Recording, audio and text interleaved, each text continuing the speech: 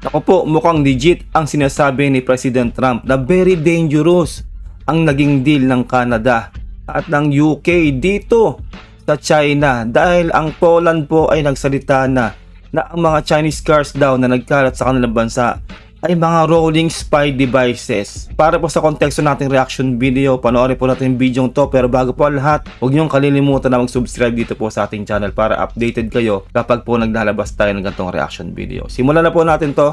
Let's do this. What do you think about the UK getting into business with China? Keir Starmer is in Beijing. Well, it's very dangerous for them to do that, and it's even more dangerous, I think, for Canada to get into business with China.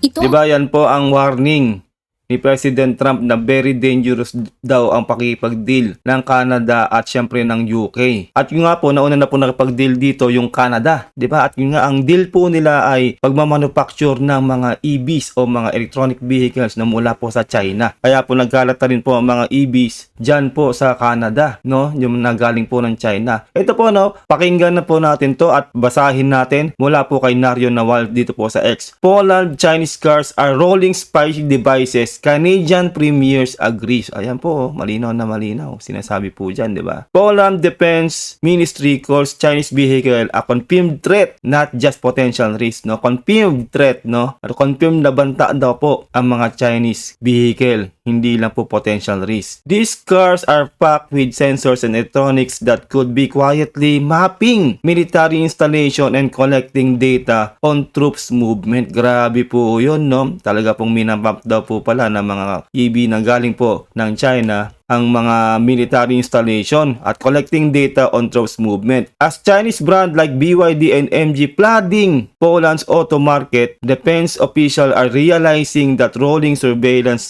devices are parking outside their most sensitive facilities. Nagkalat po pa na talaga ang mga Chinese cars doon sa kanila, lalo na po doon sa kanilang mga lugar, sa mga sensitibong facility po nila, siguro po sa mga military facilities nila, no? Poland banned them from military bases entirely. Israel's military issued a similar ban last year amid concerns about leaking information from sensors and cameras. Di ba ganyan po ka-sensitive? Pati po pala noon pa po last year ay yung Israel ay nagbanta na rin ng kanyang binan na po talaga nila itong mga Chinese cars na to kasi nga po naglilik po ang informasyon sa sensors ng mga camera ng mga kotse po na yan na galing po ng China. Meanwhile, in Canada, Ontario Premier Doug Ford is furious about Prime Minister Mark Carney's recent deal with Beijing's allowing limited Chinese EVs into the Canadian market at reduced tariff. Diba? Talaga pong mayroon pong hindi po sumasang-ayon sa ginawa po ng Prime Minister ng Canada na si Mark Carney na pakikipag-deal doon po sa China. No? Ayan, no? Allowing limited Chinese EVs into the Canadian market at reduced tariff. Kasi nga po, 'di ba? Kaya nga po nakipag-deal itong Canada diyan sa China dahil po pinatawan sila ng Amerika ng napakataas na tariff. Kaya dito po sila nakipag-deal sa China na mababa ang taripa. Kaso nga lang po, meron nga po talagang risk, no? Sabi nga po ni President Trump, no, ito na nga po, totoo nga po 'yung very dangerous ang ginagawa ng Canada at ng UK sa pakikipag-deal diyan sa China. Ito na nga pong isa doon dahil po dito sa mga electronic vehicles na talaga pong nagsusurveillance o talaga pong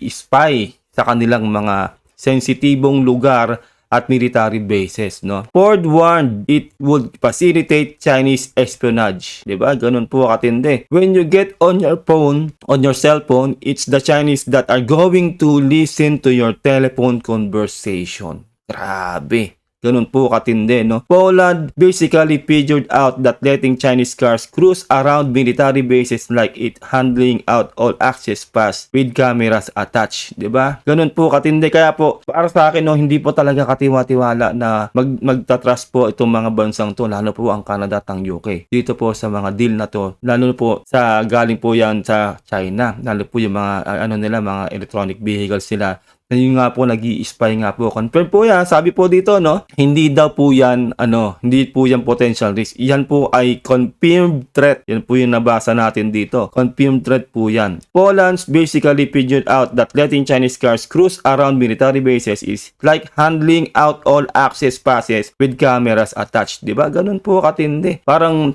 talaga pong hinayaan nila na talaga makuha yung kanilang mga informasyon, no? Ganun po yung parang inalaw mo sila na makuha ang inyong mga sensitibong informasyon sa inyong bansa. Canada might be learning the same lesson. Panoorin po natin ang video to para mas malinaw. Premier Doug Ford doubling down on his concern that any Chinese-made electric vehicles headed for Canada could become what he calls spy cars. Premier Ford and cybersecurity experts argue that roughly 49,000 electric vehicles from China, which Prime Minister Mark Carney is allowing into Canada, are capable of collecting a wide range of vehicle and driver data that could be accessed by the Chinese government. Di ba? Ganun po katindi. Kaya sobrang legit po ang warning ni President Trump dito po sa Canada, no, at sa UK. Kasi po nauna po yung Canada kaya sobrang nagwa-warning po talaga itong si President Trump sa ginagawa po na yan ng Canada. Nakikipag-deal dyan sa China, no. Sabi niya, very dangerous daw ang ginagawa. Kasi nga pwede talaga silang makolektahan ng kanilang mga data. At nga ma-mapping, no, yung mapping, sabihin po ng mapping, no, na talagang makikita po o makukuha po ng China yung itsura ng kanilang mga military bases. Makukuha mga data,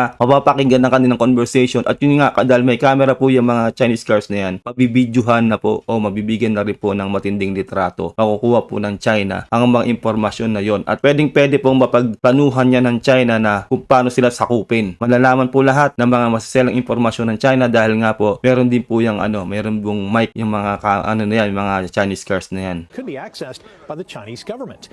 They warn information such as location, number of passengers, GPS routes. No, 'di ba? Yun po, 'di ba? GPS lalong-lalo na po, no? GPS. Talaga pong mamamap talaga ang mga lugar na po yan, yung mga sensitive na lugar diyan sa Canada. At parating na rin po itong UK. Pero na rin po deal kasi po yung UK diyan sa China. Routes, phone Phone audio, calls. and even images or video captured by onboard cameras could potentially be transmitted overseas. Di ba? Ganun po kadelikado at ganyan po gumalaw talaga ang China. Kaya para sa akin, no, tama na po ang sinasabi ni President Trump, no. Although, oo, nakakapag-deal sila sa China na mababa ang taripa, pero ito naman po ang risk. Yung isa pa pong risk, syempre, alam naman po natin itong mga Chinese cars, nagawa na rin natin ng reaction niyan.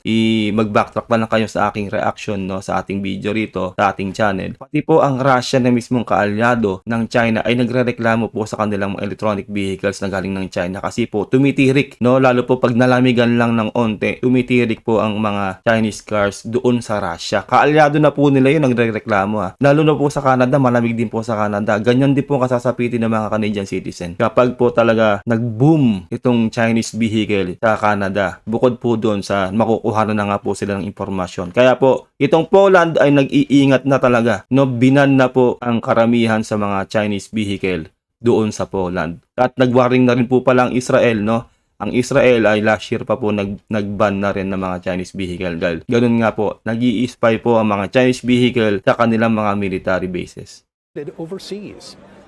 We've seen demonstrations at different hacking events where individuals have demonstrated how autonomous technology could essentially be weaponized. Premier Ford repeatedly said yesterday that he does not believe China will ever build vehicle manufacturing facilities in Canada, despite Carney's claim that such investment will come as a result of the EV for tariff reductions deal. Well, dapat lang, no, wag nilang hayaan na kumalat yung mga Chinese cars na yan sa kanilang bansa. No, tama po ang warning ni President Trump dito sa nangyayari po na to diyan sa Canada at paging sa UK, ganun po yung kasasapitin niyan kapag po nagpatuloy po ito. Ayun lang po, no. Sana nagustuhan niyo ang ating reaction video. Huwag niyo kalilimutan na mag-subscribe dito po sa ating channel para updated kayo. Huwag niyo rin kalilimutan mag-like sa ating video. Ingat po kayo lahat till next time. God bless and peace out. Bye.